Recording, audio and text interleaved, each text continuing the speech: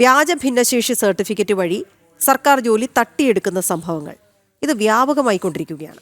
സംഭവത്തിൽ മുഖ്യമന്ത്രി അന്വേഷണത്തിന് ഇപ്പോൾ ഉത്തരവിട്ടു. സംസ്ഥാന പോലീസ് മേധാവിക്കാണ് ഇത് സംബന്ധിച്ച നിർദ്ദേശം നൽകിയിരിക്കുന്നത്. കോഴിക്കോട് കുറ്റ്യാടി കേന്ദ്രീകരിച്ച് മാത്രം 30ഓളം വ്യാജ ഭിന്നശേഷി മെഡിക്കൽ സർട്ടിഫിക്കറ്റുകൾ നിർമ്മിച്ച് നൽകി എന്നാണ് പുറത്തുവരുന്ന വിവരങ്ങൾ. നോക്കൂ, ഏതൊക്കെ തരത്തിലാണ് തട്ടിപ്പ് നടത്തുന്നത്. നമ്മൾ എന്തുകൊണ്ടാണ് ഭിന്നശേഷിക്കാർക്ക് അത്തരത്തിൽ ഒരു ആനുകൂല്യം എന്ന് പറയാൻ കഴിയില്ല, അവർക്കൊരു അവസരം നൽകുന്നത്? അവരെ നമുക്ക് ചേർത്ത് പിടിക്കേണ്ടതിൻ്റെ ആവശ്യകത, അവരെ നമ്മോടൊപ്പം നടത്തേണ്ടതിൻ്റെ ആവശ്യകതയൊക്കെ മുന്നിൽ കണ്ടുകൊണ്ടാണ്. അതിൽ ആ വിഭാഗക്കാരെ നമുക്ക് വളരെ നന്നായി പരിഗണിക്കാനും സാധിക്കുന്നുണ്ട്. അവിടെയാണ് ഇത്തരത്തിൽ വ്യാജ സർട്ടിഫിക്കറ്റുകൾ നിർമ്മിച്ചുകൊണ്ട് അവരുടെ അവസരങ്ങൾ തട്ടിയെടുക്കാൻ ശ്രമിക്കുന്നത്. ദിസ്ന സുരേഷ് ചേർന്ന് വിവരങ്ങളുമായി. ദിസ്ന, കുറ്റ്യാടി കേന്ദ്രീകരിച്ച് മാത്രം 30ഓളം വ്യാജ സർട്ടിഫിക്കറ്റുകൾ കണ്ടെത്തിയിരിക്കുന്നു എന്ന് പറയുമ്പോൾ സംസ്ഥാനത്ത് എമ്പാട് നിന്നും എവിടെ നിന്നൊക്കെ എന്ന കണക്കുകൾ എടുത്തു കഴിഞ്ഞാൽ അത് വലിയ സംഖ്യയായി മാറാനുള്ള സാധ്യത കൂടിയുണ്ട്. ഇതെപ്പോഴാണ് ശ്രദ്ധയിൽപ്പെട്ടത്? എപ്പോഴാണ് ഇതിന് അന്വേഷണം നടത്താൻ ഉത്തരവായത്?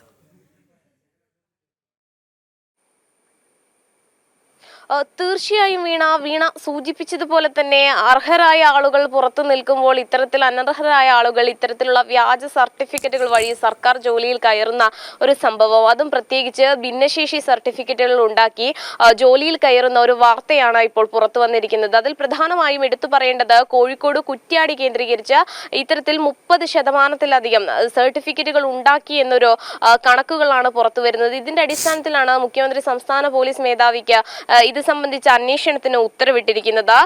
ഇത് പ്രധാനമായും എടുത്തു പറയേണ്ടത് ഹൈക്കോടതി അഭിഭാഷകനായ അഡ്വക്കേറ്റ് കുളത്തൂർ ജയ്സിംഗ് നൽകിയ പരാതിയിലാണ് ഇത്തരത്തിലൊരു നടപടി ഉണ്ടായിരിക്കുന്നത് എന്ന് തന്നെയാണ്. ഈ സംഭവം ഉണ്ടായിട്ടും PSCയും ഒരു തരത്തിലും ഈ സംഭവവുമായി ബന്ധപ്പെട്ട ഇടപെടലോ അല്ലെങ്കിൽ യാതൊരു തരത്തിലുള്ള നടപടിയിലേക്കും കടന്നിട്ടില്ല എന്നത് തന്നെയാണ് വീണ എടുത്തു പറയേണ്ടത്. ഇതിൽ നമ്മൾ ചെയ്ത അതിൽ ഒരു ഓഡിയോ ക്ലിപ്പുണ്ട്. അത് പേരാമ്പ്ര സ്കൂളിലെ ഒരു അധ്യാപകന്റേതാണ്. അദ്ദേഹത്തിന് യാതൊരു തരത്തിലുള്ള കുഴപ്പവുമില്ല എങ്കിൽ കൂടിയും ഇത്തരത്തിൽ ഇടപാട് നടത്തുന്ന ആളുകളുമായി അദ്ദേഹം ബന്ധപ്പെട്ടിരുന്നു. ആ ബന്ധപ്പെട്ടപ്പോൾ പ്രധാനമായും എടുത്തു പറയേണ്ടത് അതിൽ പറയുന്നത് 80%-ലധികം ഇത്തരത്തിൽ കേൾവിശക്തിക്ക് കുഴപ്പമുണ്ട് എന്ന് വരുത്തി തീർക്കുന്ന സർട്ടിഫിക്കറ്റുകൾ നൽകാമെന്നൊരു കാര്യം തന്നെയാണ് പറയുന്നത്. ഇവരുമായി ബന്ധപ്പെടുമ്പോൾ നമുക്ക് അറിയാൻ സാധിക്കുന്നത് ഇവർ പറയുന്ന ആശുപത്രിയിലേക്കാണ് നമ്മൾ എത്തേണ്ടത്.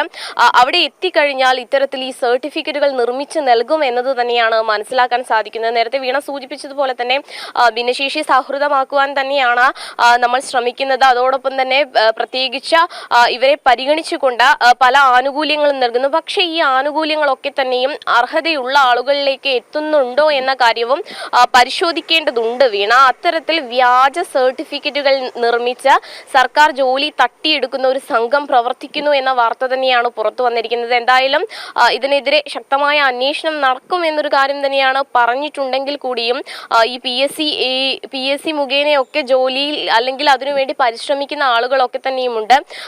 അത്തരത്തിൽ ഇവർക്ക് സംവരണം നൽകുന്നു. ആ സംവരണത്തിൽ പോലും ഇത്തരത്തിലുള്ളൊരു തട്ടിപ്പ് ഉണ്ടാകുന്നു എന്നത് തന്നെയാണ് എടുത്തു പറയേണ്ടത്. പ്രധാനമായും കോഴിക്കോട് കുറ്റ്യാടി കേന്ദ്രീകരിച്ച് 30%-ലധികം ഇത്തരം കേസുകൾ പുറത്തു വന്നിരിക്കുന്നു എന്ന് തന്നെയാണ് പുറത്തുവരുന്ന വിവരങ്ങൾ വീണ. Okay.